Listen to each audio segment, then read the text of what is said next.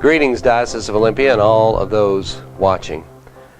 On Monday, November 6th, from 7 p.m. to 9 p.m., the Reverend William Barber of the North Carolina Moral Mondays movement will speak at a mass meeting at Intellectual House, the Native Life and Tribal Relations Longhouse on the UW campus in Seattle. This meeting will focus on reigniting the Poor People's Campaign, the last campaign of the Reverend Dr. Martin Luther King Jr.'s life, which sought to unite the poor across racial lines and demand that all God's children have access to the means of life and dignity.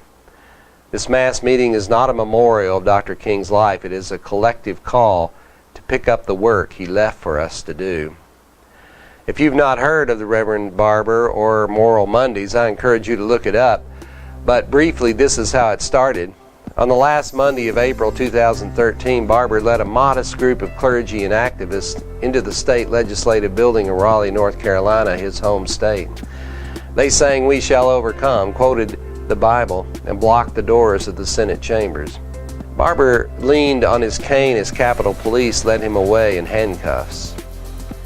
That might have been the end of just another symbolic protest, but then something happened. The following Monday, more than 100 protesters showed up at the Capitol. Over the next few months, the weekly crowds at the Moral Mondays protests grew to include hundreds and then thousands.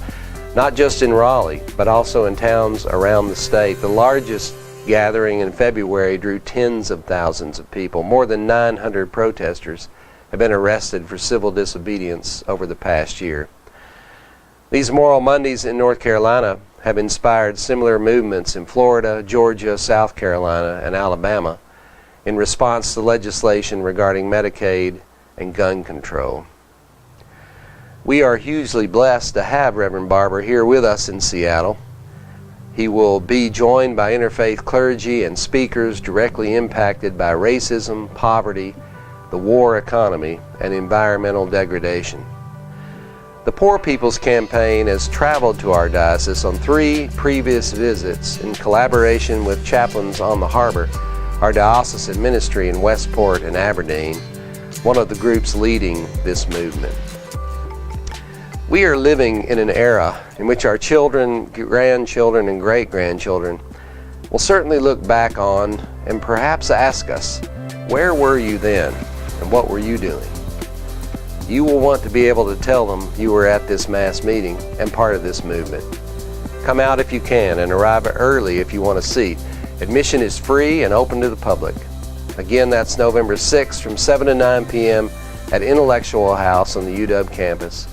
If you want more information, you can find this all on the internet at the link on your screen.